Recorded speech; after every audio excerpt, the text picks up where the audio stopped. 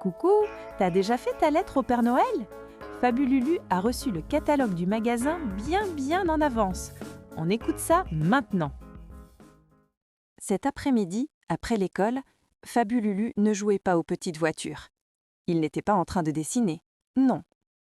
Il était assis à la table du salon, plongé dans une lecture de la plus haute importance. Devant lui était posé un livre épais et brillant, plus coloré qu'un arc-en-ciel. C'était le catalogue des jouets de Noël. Chaque page qu'il tournait était une nouvelle aventure. Il y avait des châteaux forts assiégés par des dragons, des vaisseaux spatiaux prêts à décoller pour Mars, des circuits de course vertigineux et des boîtes de Lego si grandes qu'on pouvait construire une ville entière. Les yeux de Fabululu brillaient plus fort que les guirlandes du sapin. Il avait déjà commencé sa liste. Une feuille de papier à côté de lui se remplissait à une vitesse folle. Le robot dinosaure qui crache de la fumée. Le méga garage à 8 étages. Sa liste était déjà plus longue que le bras de son papa. Sa maman s'approcha, un petit sourire aux lèvres, en voyant cette concentration intense. « Alors, mon grand explorateur de rêves, la mission Lettre au Père Noël avance bien ?» Fabululu leva vers elle un visage plein d'un dilemme terrible. « Maman, c'est trop difficile. Je veux tout. Comment je vais faire ? Le Père Noël ne pourra jamais tout mettre dans son traîneau. » Sa maman s'assit à côté de lui et regardait la page qu'il fixait, remplie de dizaines de boîtes colorées. C'est vrai, le catalogue est un peu comme une forêt enchantée remplie de trésors. C'est fait pour nous faire rêver. Mais une lettre au Père Noël, ce n'est pas juste une liste de courses. C'est un message secret que tu lui envoies, avec tes plus grands souhaits. La différence entre vouloir et souhaiter, c'est que vouloir, ça vient des yeux, mais souhaiter, ça vient du cœur. Fabululu la regarda, un peu perplexe. « Je vais te donner une astuce de grand lutin, » continua-t-elle. « Pour chaque jouet que tu mets sur ta liste, ferme les yeux et imagine. Imagine que tu l'as déjà. À quoi tu joues avec ?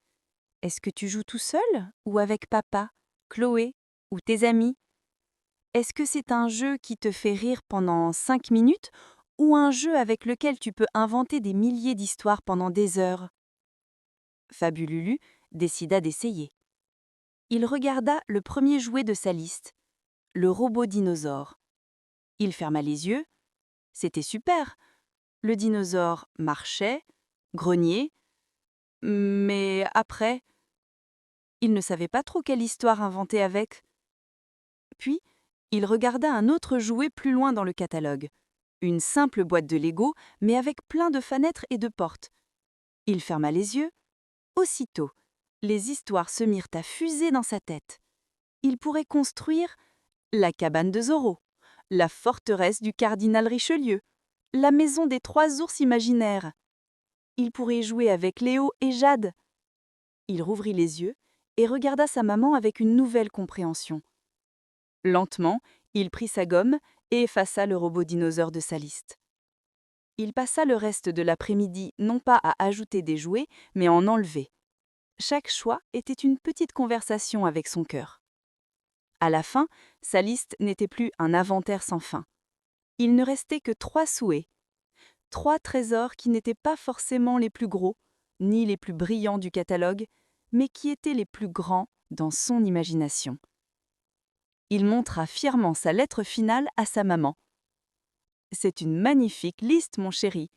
Tu as choisi des jouets qui vont te permettre de construire des mondes. » Ce soir-là, en glissant sa lettre dans une enveloppe sur laquelle il écrivit « Pour le Père Noël, pôle Nord », Fabululu se sentit incroyablement léger et heureux.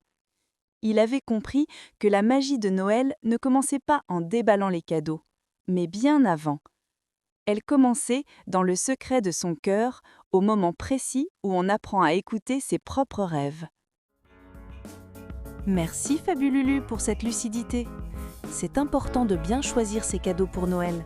Il ne faudrait pas que les jouets finissent tristes dans leur boîte.